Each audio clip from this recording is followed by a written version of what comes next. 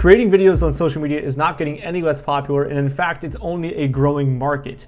With that in mind, I understand that editing can be a daunting or scary task to begin with, especially if you're a person who's never once edited a video before. This tutorial is going to be pretty dense, and with that in mind, I'm going to put timestamps somewhere on the screen here for points in the video that you can jump to if you want to learn about just that specific topic that you see on the screen. Those will also be in the chapters on the little timeline and the description below if you want to find those. So if you want to skip around, feel free. Otherwise, let's just dive into it, especially if you're a beginner. I recommend you not skipping through. Okay, so let's assume you've already installed Premiere Pro, and if you haven't, you can always go to the website, get a trial, test it out, and then you can follow along with this video.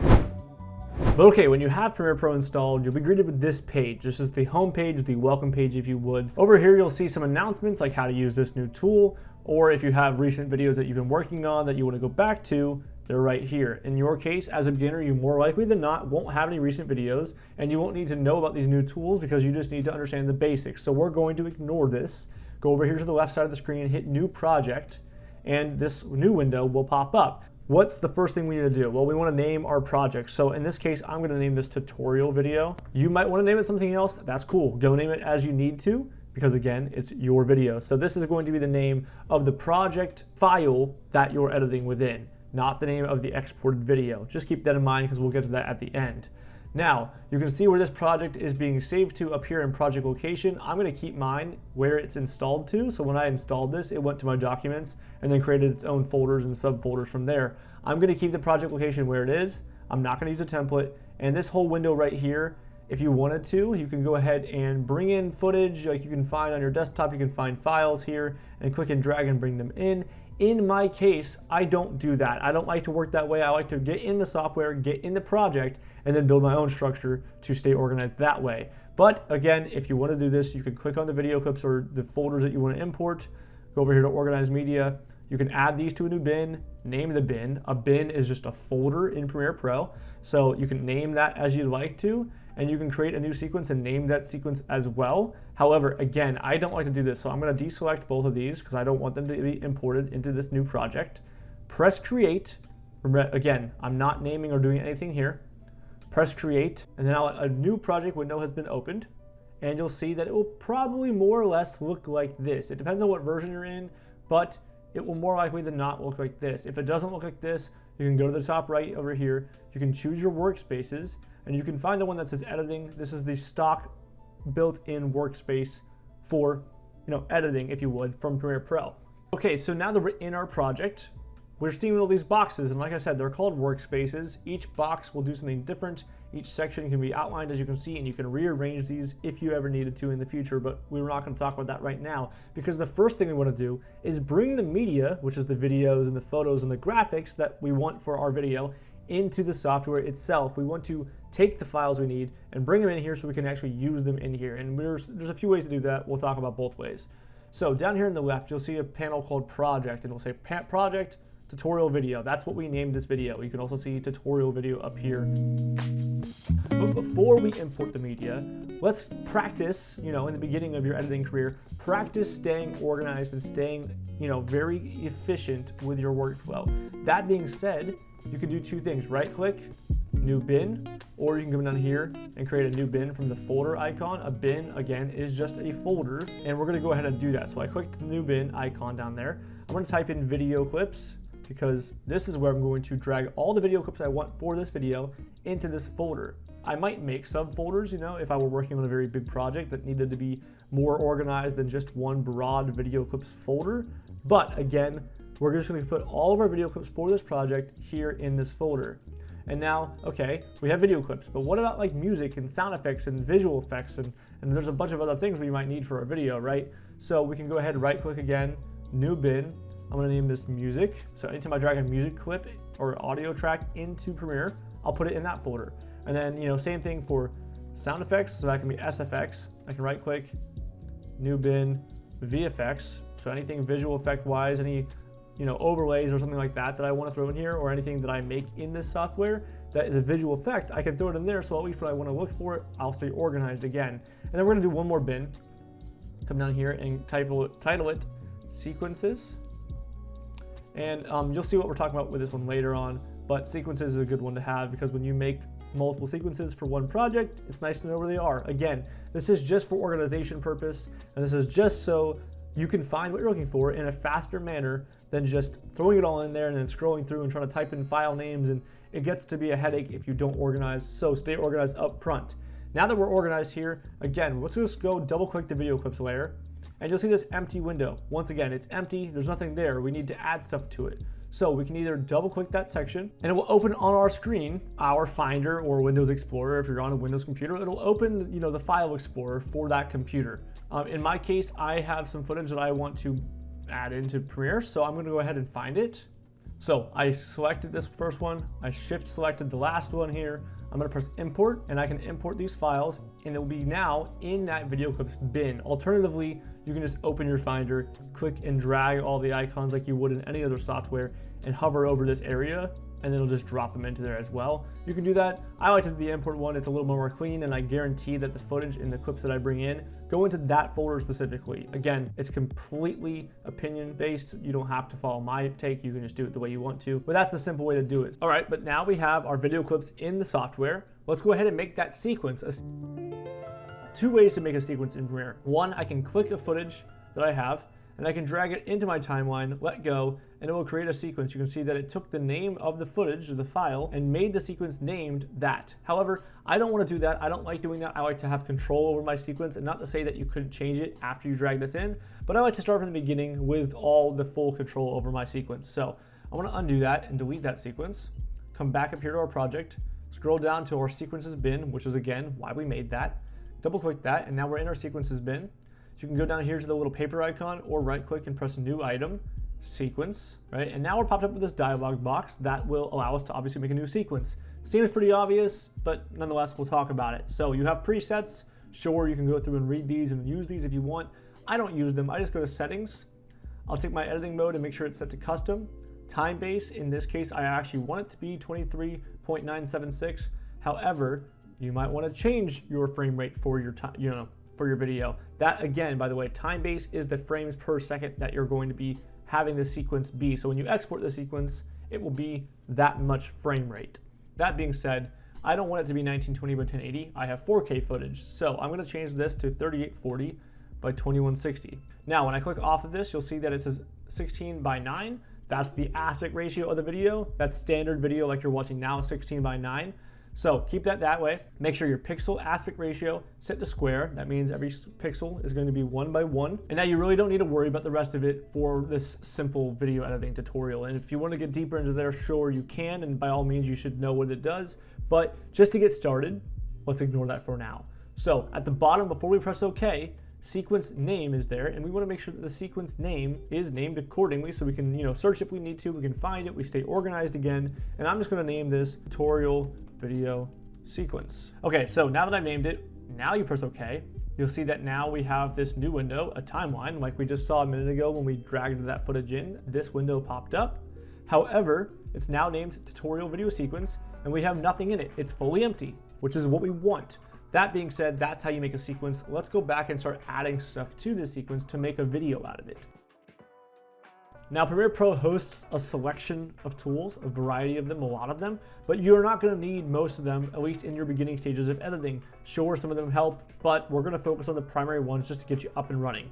Those primary ones being the selection tool, the razor tool, the ripple edit tool, the select all forward tool, and the rate stretch tool. Those 6 tools, whatever that was, are probably the ones you're going to use more often than anything else, and the most important ones to at least get you up and running while you're editing. Sure, there's a lot more like I said, but just for the sake of this, bear with me. Let's dive right into this. Let's say we want this video, right? I'll click that video, I'll double click it, and when I double click it, up here in the left, you'll have a source panel now, a source window if you would, and it will show you the content from that video that you just double clicked. Now, if I double click a different video, it will replace that because all this folder is doing, all this scene is doing, is taking information from its source, which is why, again, it's called a source panel, from the source. In that case, the source would be this video clip. So let's go back to this video that we had, and you can see if we press this little blue arrow thing here, we can click and scrub through the timeline. You can see that the video moves over time, back and forward if you would, and you can choose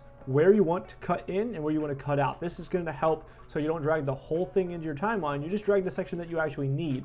Now, I don't need all this dead space in the beginning of this video. There's nothing happening here. So I'm going to go to where I walk in the frame, which is somewhere around here, right? Okay, we'll go backwards. I'll press the I key on my keyboard, or I'll press this button right here. Both of those do the same thing. It marks an endpoint into your video. So press I, you'll see that this section is highlighted now, meaning that only from this point to that point is actually what's going to be selected to be edited. We scrub through some more. Let's say I like this shot right here. I want to edit there. I'm going to press O on my keyboard, or again, you can go down here and press this button to mark an out point. Now, from this point here to that point there, I'm going to only get that selection of footage when I do this, when I click and I drag that footage down here into the timeline and drag it to the end. You'll notice that this clip does not match the sequence settings. Change the sequence to match the clip settings.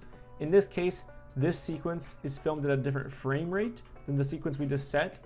So I don't want to keep this sequence's frame rate or the shot's frame rate. I want to keep this frame rate that we set for this sequence. This was shot in 30, this is shot in 24. So I'm going to keep my existing settings and ignore that dialog box. But in case you run into that, that is why. Something about that video clip that you just brought in is different from the sequence. But again, as long as you understand what the sequence is and what the video clip is and why they're different, you can determine if it's a good idea to either change or keep the existing settings for your sequence. Now that we've gotten past, that point, we chose an in and out point, we dragged it in here and set the sequence to be correct. We now see this video, the actual video down here in our timeline. As we scrub through down here, we see it in our program. Our program is where we actually see the product that we're editing as we edit through the process. This is where originally that footage was. And this, if we do any effects, any changes to it, if we cut it around, as we scroll through here, we will see that change and we'll see the output video, the final video, here in our program section of our window. So the next thing that you can go ahead and do is select a variety of more clips. Let's say I want this clip, for instance, right? This is from a vlog I made a while back, and I want this shot right here. I'm gonna press I, a little bit, press O. I only want that section. I'm gonna click and drag down here into my sequence. I'm gonna go ahead and drag the rest of the shots in here just so we have a variety of things to work with. The footage won't make sense together, but it's for the tutorial, so bear with me. All right, so now as you can see, I did bring all the footage in that I want. If I scrub through here, you'll see the different shots that I brought in. And the thing I wanna do is actually edit this footage to make sense, to do something with it, obviously. So how do I use the tools that we've already learned exist to do that? So first and foremost, you already see this. This is the pointer tool, the selection tool, whatever you wanna call it. You press V on your keyboard to access that. So I want to, let's say, cut this really long intro clip, maybe to like right there instead of this whole length. And I don't want this part from right where the line is to here. So I can press C on my keyboard. I can select, you'll see that it snaps into place. That's because the snap tool appears on. If you don't want that on, you can turn it off and on with S or click up here. We can click that. Now it will add a cut between this video and this video. If I press V again, I go back to my pointer, and now there are two different clips. I can click and drag this one around, right? And it was no longer attached because, again, I cut it with the razor tool. I'm gonna press undo, so those are in the same spot again. And I don't want this shot, remember? So I'm gonna click that, press delete on the keyboard, and now it's gone. But, okay, I'm watching the video and there's a big gap here. What do I do? Well, okay, so there's this gap between here and here. This gap, you can click it. If you click it, it highlights itself. You can do two things. You can do the right click and ripple delete, or you can just press the delete key on your keyboard and it will take everything that was in front of it and drag it back to the nearest point where the last cut was made. So in that case, again, if I undo that, I can right click here, ripple delete, and all of that footage, instead of me having to select it all and drag it, deletes and automatically goes back to where it's supposed to be, so it continuously, connects. That being said, that's a simple way to show you how the razor tool and the selection tool work and how you work together with them and why you go back and forth so much between those two. So you better get used to the hotkeys V and C. They're ironically right next to each other on the keyboard for that reason. This being said, let's say that now I realized I want this length, this amount of clip, but it's too slow. I want to speed it up. Well, you might find yourself wanting to slow things down or speed things up a lot for slow motion or time lapses or whatever. And to do that, you can either press the actual shot you have, right click it, and go up here to speed duration. Now I know there's a lot of options on this little pop-up. Ignore them all. All we want to focus on is finding speed/duration. You can see it here. If you click that, it'll open a window, clip/speed duration. If we wanted to slow it down by half, we could put 50 in there, and you can see that the duration doubles. So again, if I undo and go to 100, it's 1 minute, 18 seconds. If I 50, Now it's 2 minutes, 37 seconds. That's about double of what we just had. And for instance, if we want to double the speed or triple the speed, we can put 200%, and now it's only 39 seconds instead of 1 minute and 18. So again, as you can see, the pattern, it just doubles, triples, whatever percentage you want. You can put 2000% in there, and now it's only 3 seconds long. So we can speed that shot up that way. Or if I press cancel like I did, and I press the R key on my keyboard, you can see this new tool pops up right where our pointer is.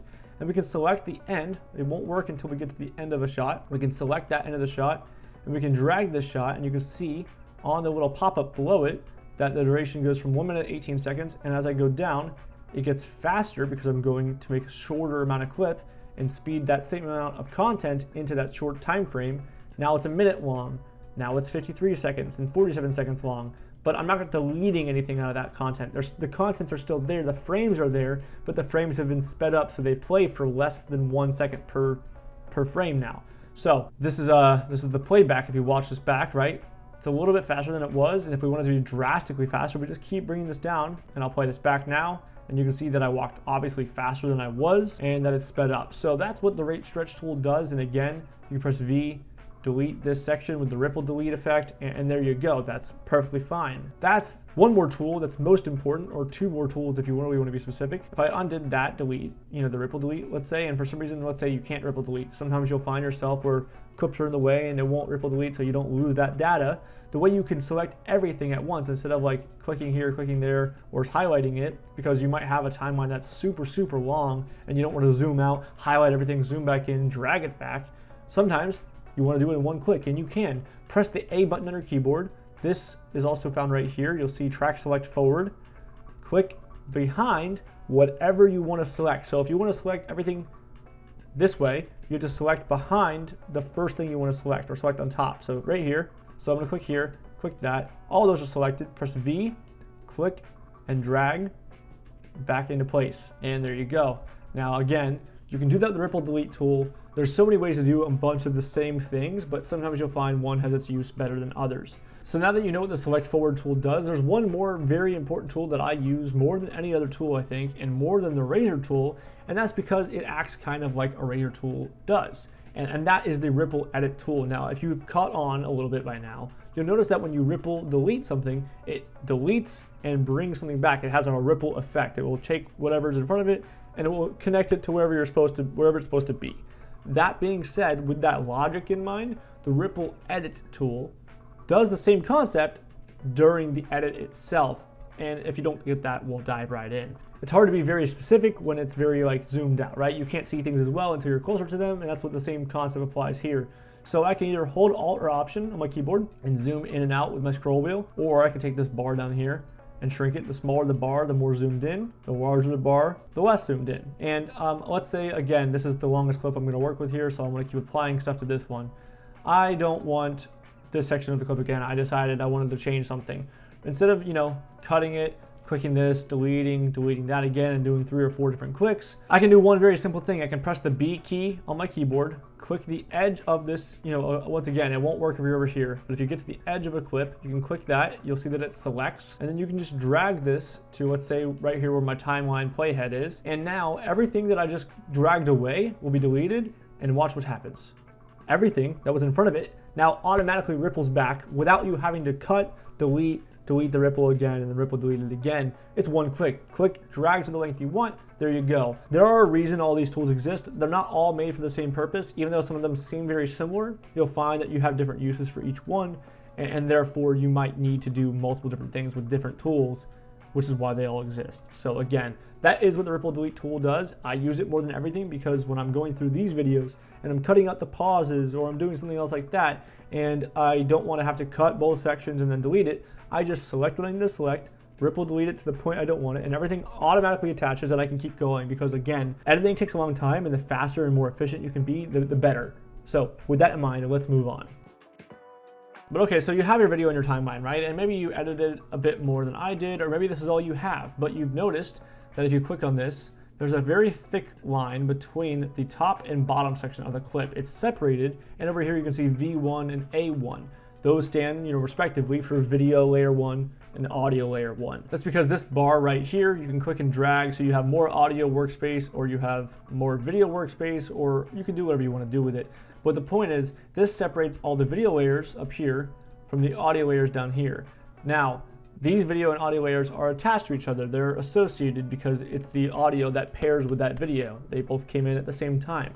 And a lot of times you'll find that your content works the same way, especially in this, when I have a talking head and I have, a microphone plugged in there, a microphone for backup of my chest.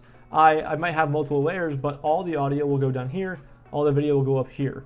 That being said, you might find that you don't have loud enough audio, or that the audio itself is too loud and you need to bring it down. Well, there's a few ways you can do this, and first and foremost, a quick and helpful tip is taking each layer, and if you need to make it more expanded or zoomed in, right, sure, you can zoom in like we talked about, but it's still pretty tight, that layer. So I'm going to click this line here below A1 where each layer is separated, click and drag, and it will expand the height of that layer so you can actually see the waveform. And the waveform is this dark line here where you can see different wave shapes. And let's say here, this shot is too loud. I don't want this shot because it's too much wind. Well, okay, fine. We can lower that volume by taking this line that you see, the little white line that separates it. It's not just for visuals. That is the audio level in decibels amount. That's the line that you can control with. You can click and drag down. Now you can see that it says -9 decibels. If I drag it down more, -16, or you can bring it up. Let's say it's not loud enough to 2, 3, 4, and so on and so forth up to 15. They do max you out because, again,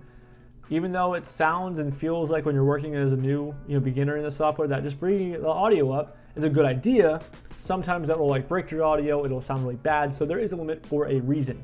If you don't like this method, this is where arguably the most important panel in all of this software comes into play, and that would be going to Effect Controls up at the top left. And if you don't have Effect Controls, you can go to Window at the top, choose Effect Controls right here, and it will pop up somewhere, but you should have Effect Controls. And you should have Effect Controls, and you'll see that you have motion, opacity, audio. Audio and video are separated so you don't mess with both of them at the same time. In this case, you can see that we've brought this audio layer down to -1.5 decibels. I want to click and do the same thing, but let's say I want to bring it down to -281 for whatever reason. Now, if you look at this line is all the way at the bottom. You can't hear that, but let's say you want to click it and you want to bring it down to -15. You can do that here much more specifically and have a lot more control there. So that will affect that. But let's say, okay, my audio is loud enough, but it doesn't feel warm and full enough. What can I do about that? Well, let's say on this shot right here, right, the audio is not full enough sounding. There's not enough power to it. I can right click, go to audio gain, just click that, and then I can adjust my gain by, 2 or 3 decibels. You don't want to really push it too much. Again, you can break the audio, but this is a helpful little point. So let's just say 3 decibels we want to go with, and press OK or press enter. Now, this layer, the waveform, will be a little bit thicker, a little bit bigger, because you just increased the gain. That being said, those are 2 easy ways you can manipulate audio without adding any effects that may or may not help your footage and may or may not help your video.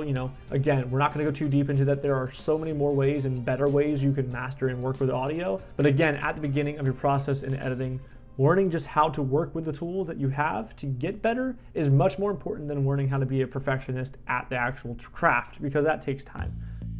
With this in mind, we want to add maybe music to our video, because let's say we've edited the whole video and now we're like, well, I want to add music because everyone knows music makes it more enjoyable. And then we're like, wait, I don't have music. What do I do? And that's where today's sponsor comes into play, Artlist. And hold on, before you click off, understand that not only do brands like Artlist help this channel stay afloat and help me keep making as much content as I have, but they also are only brands that I choose to work with because I do value and respect their product and I don't just sell out. That being said, Artlist is an online music licensing platform for you, the creator. It's got a stupidly large library full of great music, great sound effects. You can find music by searching a genre, searching for the mood, searching for the BPM. They make it really easy to find exactly what you're looking for. If you're looking for a place to get a great soundtrack for your video, or you just need that one weird sound that you can't seem to find from your extensive Google searching of, duck sounds or something like that, Artlist might just be the place for you to go. So I've used Artlist for almost 3 years before they even sponsored the channel, long before I even had this channel. And in that time, not only have I stuck around with them because I do actually value their product and think that they have really good libraries full of sounds and effects and whatever else, but they also have really competitive pricing, which is truly valuable because not all of us have a lot of money to spend. spend, and being able to spend just a little bit per month to actually have access to thousands and thousands of songs, which could make or break your video, has been extremely important to my process. So if you want to get Artlist and you're interested in looking into it or finding out more, you can click the link below. That will help the channel, but it will also get you 2 free months towards an annual subscription should you want to go ahead and join. So you can find that link in the description below or in the pinned comment. And with that being said, we should go find a song on Artlist. Okay, so I found a song. Let's bring it into our actual music bin. So all I want to do now, I want to take my Finder. I want to grab the song, click and drag it down here, and now it pops up again as you saw in my window. So I imported it that way. And I'm going to click and drag it into my timeline below my footage, hold Alt and Option, zoom out, hold Shift to zoom back and forth or scroll back and forth. And I'm going to click this audio, this music track, and drag it to the beginning of my timeline because I want it to go over the whole length of my video. And I've noticed something right now. Let's say this is the whole video that I want, right? The video ends here. That's where I want it to end. Well, this music track, I could just cut it and delete the rest of that and be done, but then it might cut off weird. It might not sound great. It might not have the right pacing. So rather than finding a different song, let's say I really like this song and I don't want to change it, all I have to do is click the track, press R on my keyboard. You'll notice, oh, the rate stretch tool. We're doing that again, but no, hold on. Click on the rate stretch tool, go down to remix tool, and now you can change and remix the song, the track itself, to whatever length you want it to be. In this case, I want to shorten it to the length of my clip. It'll snap there. You'll see here that an essential sound panel just popped up. And now it's practically the length of my videos. Sometimes you'll notice it goes a little longer because it can't cut it without sounding weird. But considering what we just had, that's quite a nice tool. And believe it or not, this playback, if we played that all back, it sounds phenomenally real. It doesn't sound messed up or jittery or cutty. It sounds good. Now again, this music is probably too loud, and what I want to go ahead and do is click the line and bring it down to roughly about -30-ish decibels. That's where I like to keep my audio backing tracks at. Now, of course, I do a whole lot of more mastering with effects and stuff to make the audio feel good when you're watching things. You can hear it, but it doesn't overpower my vocals. And sure, you can learn that, and I have a video on that. But again, this is a beginner tutorial. Learning how to just get tools in here and use different things to make a simple video will help you progress so much faster than getting down to all these nitty-gritty details. Nonetheless, we have a lot more to cover, so let's get to it. Okay, so obviously you have your basic work done, you have your music in there, you have your, your actual videos in there, whatever you already did, you're done with that part. Now the fun parts come into play when you want to start making it pretty and doing some special things to it, which is where adding effects and transitions come into play. But where do we go? Where are the transitions? Where are the effects? Well, over here, you'll probably have effects around here somewhere, and you can click this little 2 arrows and scroll down until you see the word effects. That'll open the effects panel. Again, should you not have the effects panel, go to Window, find effects, and you can bring it in. There you go. Now you have your effects panel. So let's select a clip we want to work on. This one I'm on right now. Let's just say we want this one. I'll click it. Now my effect controls panel will pop up with the parameters and the data, right? It'll have the scale of the video and the position, the rotation, all these things. And down here in effects, we'll have, I have a presets folder, sure. But even if you don't, you'll have, Lumetri presets, audio, transitions, effects, other transitions for video and audio. Let's say I want to add a transition to this shot. I can click the drop down.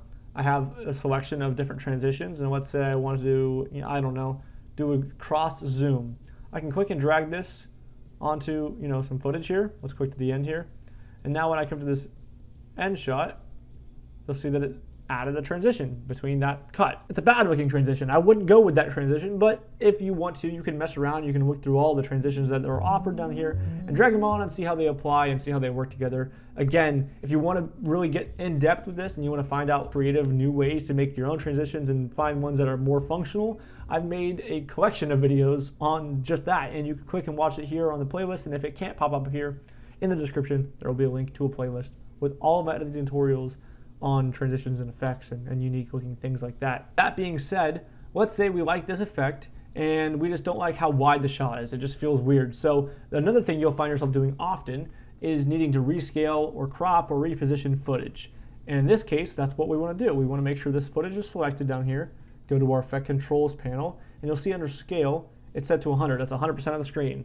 I want to increase the scale, so I zoom it in, so I crop it in. So let's go to like 150. And you'll see that it's now cropped, but like our feet are cut off. It's a little weird. I don't want that to be where the shot is framed at. So now we have the position keyframe here. We have the position parameter.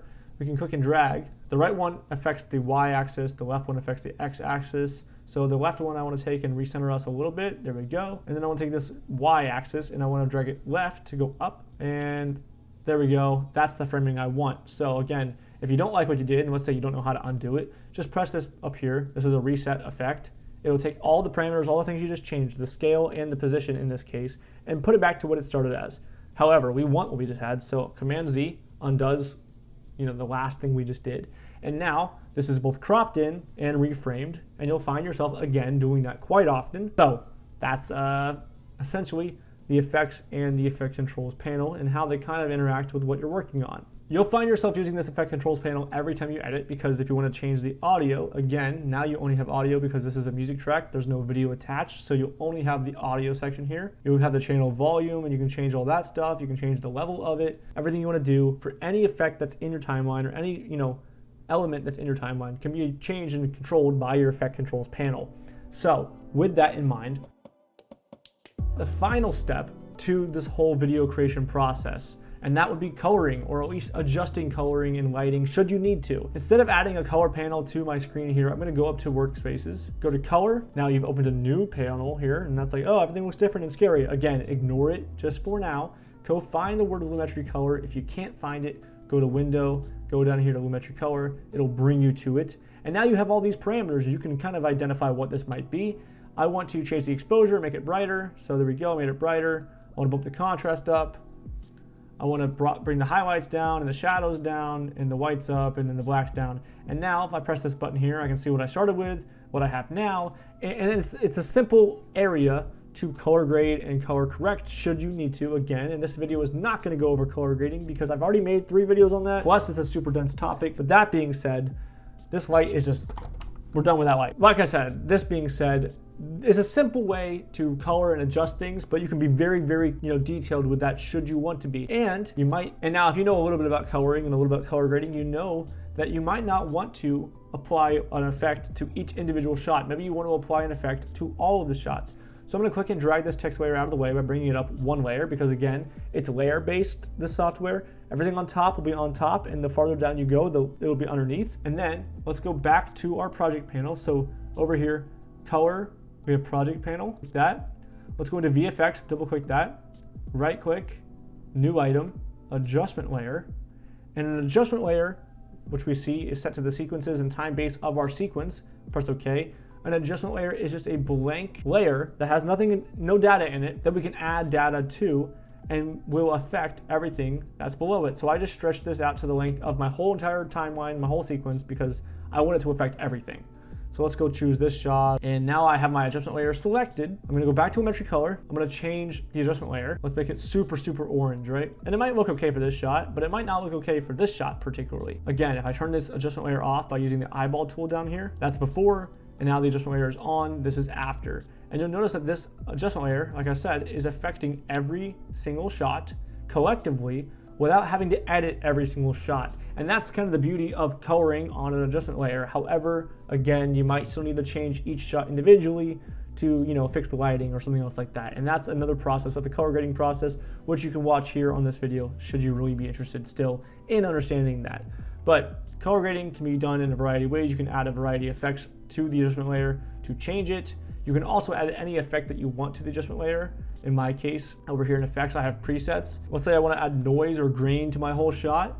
You can go and type in the word noise, find under noise and grain the word noise, click and drag it on the adjustment layer. And over here in your effect controls panel, if you scroll down, you'll see that this effect we applied is now there. And the amount of noise is at 0%. Let's change it to like 100 because we want to be drastic so we can see the difference here. Click it and you can see that noise is all over the screen now. But if I turn the adjustment layer off, there you go. You can see the shot is unaffected because, again, if we mess up, if we don't like what we have, we can delete the whole adjustment layer by clicking it and just pressing delete, and you're done. That's that with color grading. So without dragging this on any more than we already have, let's just export this video. Let's say we're done and we've edited everything, we want to export it. Now with your sequence selected, and you'll notice what's selected on the screen by the blue bounding box around it. You'll see all these things have different boxes. Let's select this box, make sure the tutorial video sequence is selected.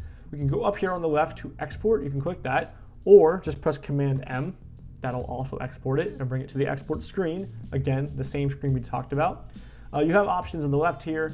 I'm gonna ignore these because I don't have any destination I want here except for media file, and just leave that checked. It's already checked. Now under settings, file name, again, I wanna keep my video called tutorial video, but I don't want the word sequence at the end of it, so I'm just gonna click that and, you know, rename it like I would any other software. And where is it gonna go? Well, I wanna choose where it's gonna go. I wanna change the location of where it's gonna go to maybe my hard drive, to my YouTube folders, and you know, put it in the How to Premiere Pro folder that I'm making for this video. So let's say I wanna save it there. I'll press save. Now you'll see that it changed where it's going on its directory. Now we have a 4K timeline down here. We don't wanna lose that and make it exported at 1080p. So instead of saying Facebook 1080p full whatever, we're just going to go ahead and choose custom, and then format, I'm gonna go ahead and choose H.264. That's a standard MP4 format in case you don't know, but again, we're not gonna get too deep into that. Now let's go ahead and just press match source. This will match the output source to the input source. The input source is the timeline sequence. So if we press that, you'll see automatically it chose the proper frame rate we chose earlier and the actual export sequence settings. If you press more, you can press maximum depth render and render at maximum quality. Both of those are good habits to click on. You don't have to. You won't lose a lot of quality, but it might help, so do that. Scroll down to the bottom, and depending on the video platform you're going on, like if you're on social media like Instagram, 12 is a good bitrate to go with that, and I'm not gonna go into bit rates, but understanding what bitrate is best for what program and how much compression happens is important. So we're done here. Let's go ahead and press export, and that's that. That is the whole video. It's exporting, it's done, then we have one single video at the end to call complete. Now, this was a lot to cover. It's all for this video, but if you're still here, if you're still around, thank you for watching the video. Thanks for being here. I hope you got something out of it. I hope you found some value. Again, if you want to get Artlist and you want to get 2 months free, click the link in the description, click the link in the top comment, and you can go get that 2 months free with your annual subscription. That being said, I'm done talking. I'm tired. Thank you for watching the video. I hope you got something out of it, and I will see you guys in the next one. Goodbye.